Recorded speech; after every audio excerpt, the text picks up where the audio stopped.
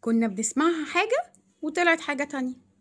أنا ندى وده ندى توكس. تعالى أقولك إيه الموضوع. من علمني حرفا صرت له عبدا. هما مش العبيد اتلغوا من زمان؟ أيوة اتلغوا. الحقيقة هي من علمني حرفا صنت له عهدا.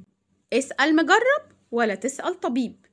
الموضوع ده غريب جدا، مش الدكتور ده هو اللي بيكتب الدواء؟ أيوة طلع غريب. أصل الكلمة اسأل مجرب ولا تنسى الطبيب. ما تنساهوش. كان يا مكان يا سعد يا إكرام. مين سعد؟ مين إكرام؟ طلعت كان يا مكان يا سادة يا كرام. ابعد عن الشر وغنيله. حاضر هبعد عن الشر بس مش قادرة أغني، صوتي وحش. غريبة قوي دي بقى. طلعت ابعد عن الشر وقنيله، يعني احفر ما بينك وما بينه قناة، ابعد عنه على قد ما تقدر. قنيله. أنا كافي خيري شري. جملة غريبة جدا. الأصل بقى أنا كافي غيري شري. أنا الشرير اللي في القصة. ما تبقاش عامل زي طور الله في برسيمه. بنردد من غير ما نفكر. اشمعنى الطور؟ ويعني ايه طور الله؟ أصلها بقى طور لاهي في برسيمه. كتر السلام يقل المعرفة. ليه؟ هي أصلا مش كده، هي كتر السلام يجل المعرفة.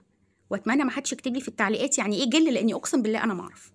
يدخل بقى حد يقول لي شكرا يا ندى، وضحت لنا مفاهيم ما كناش فاهمينها، كتر الف خيرك. هي كتر الف غيرك مش خيرك. نقول بقى شويه مصطلحات سريعه. بعد الشر عليك اصلها بعيد الشر، بنبعد الشر عننا. ما صنع الحداد، بيني وبينك ما صنع الحداد، هي مصانع الحداد مش ما صنع الحداد. في كلمه انا ما بحبهاش وما بحبش استخدمها، يا لهوي، بس الحقيقة هي أصلها يا إلهي. زمان الناس كانت بتتكلم بالعربية الفصحى، أو على الأقل بتستخدم مصطلحات كتير من العربية الفصحى، فإلهي بقت يا لهوي. أنا ما بحبش الكلمة دي خالص. كمان في كلمة إحنا دلوقتي بنقول عليها كلمة بيئة ومش لطيفة وما نعرفش أصلها، اللي هي إيه؟ في الخناقات الشعبية بيقولوا إيه؟ يد العدي. جرى إيه يد العدي؟ الحقيقة هي أصلها يا ألد أعدائي، ودي لغة عربية فصحى. في كمان مصطلح بنقوله غلط خالص، الراجل ده وشه يقطع الخميرة من البيت. ايه اللي جاب الخميرة للبيت؟ هي يقطع الخميرة من البيض. آخر حاجة بقى، في دايما كلمتين بنسبة كبيرة جدا الناس بتكتبهم غلط في أي تشات، وهم كلمة والله وكلمة إن شاء الله. اسم ربنا لازم يتكتب صح. والله دي صح، والله لما تتكتب بالطريقة دي غلط، لازم ناخد بالنا. الكلمة التانية هي إن شاء الله.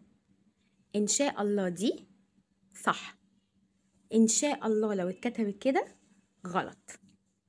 إن شاء دي معناها إن أنا بقدم مشيئة ربنا سبحانه وتعالى، لكن إن شاء دي معناها إيه؟ معناها بناء أو تشييد، construction. ما ينفعش وإحنا بنقدم مشيئة ربنا نكتب دي هي الصح. يا رب أكون قدمت لكم النهاردة شيء جديد ومختلف وخفيف على قلبكم. أشوفكم إن شاء الله الحلقة الجاية. ما تنسوش اللايك والشير. باي باي.